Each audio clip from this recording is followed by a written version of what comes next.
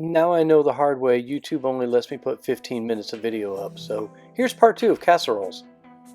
We're going to start by julienning a whole onion, just a half the time. Be careful about your fingers when you get down to the ends. And after you've got it julienned, you're just going to break these pieces up and make sure that they're nice and loose and separated. And like I said, we're going to do a whole onion, but I'm just starting with a half. Now we're going to make a quick batter. We've got 1 egg and half of a cup of water, and we're going to beat these together really well.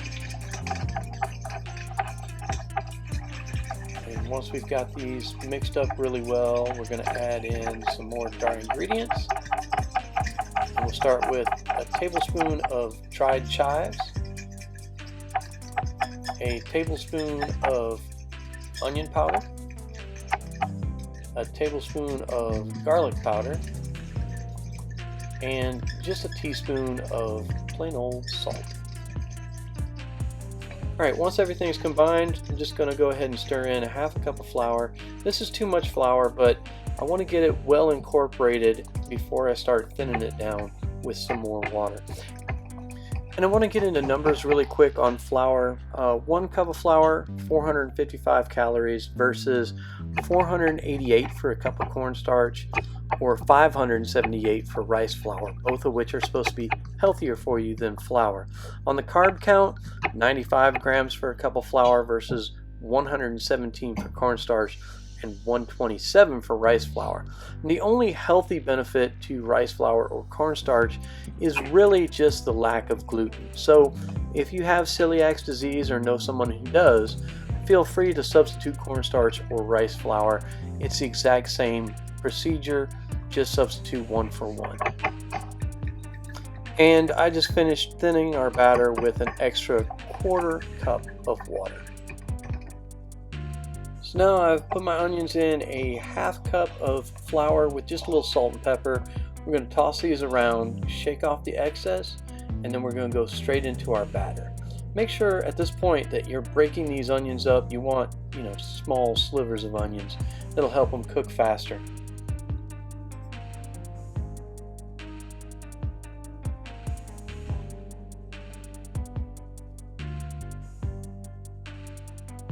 Now at the fryer, we've got temperature set at 350 degrees. Toss in a couple onions to just check to make sure that oil is up to temp.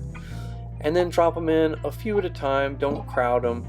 You want these to stay separated, and they'll cook faster that way. It'll take all of about 2 minutes, maybe tops, to get these brown enough and crispy enough to add into our casserole. And if you need to, you can go ahead and stir these around with a slotted spoon, or I've got a spider. And you can shake these as well, just keep them separate. Like I said, they'll cook faster that way, and they'll get a nicer, even brown that way. And I've already got a bowl ready with some paper towel to drain these.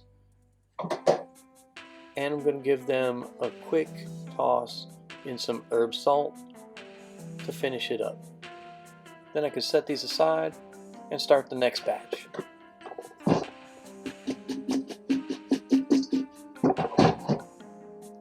Next up, I've got some mushrooms left over, so into the batter they go.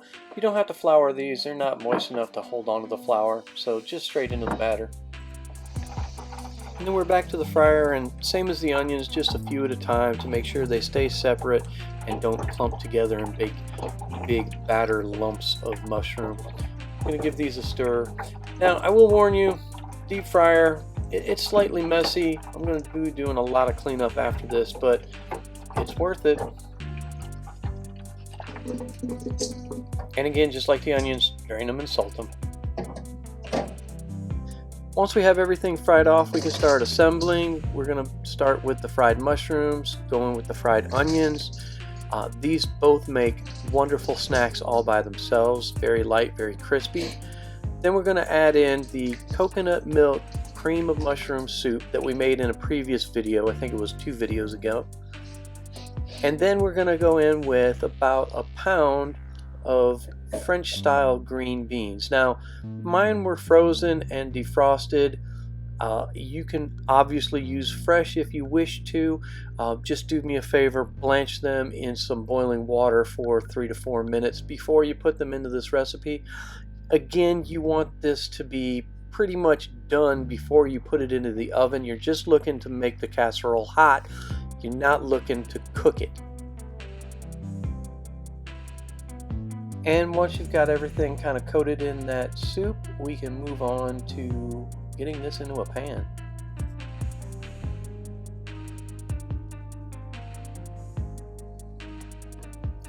Okay, we're just going to spread this even in the pan so it cooks really fast, and we're going to top it with the half of the fried onions that we didn't mix in the casserole itself.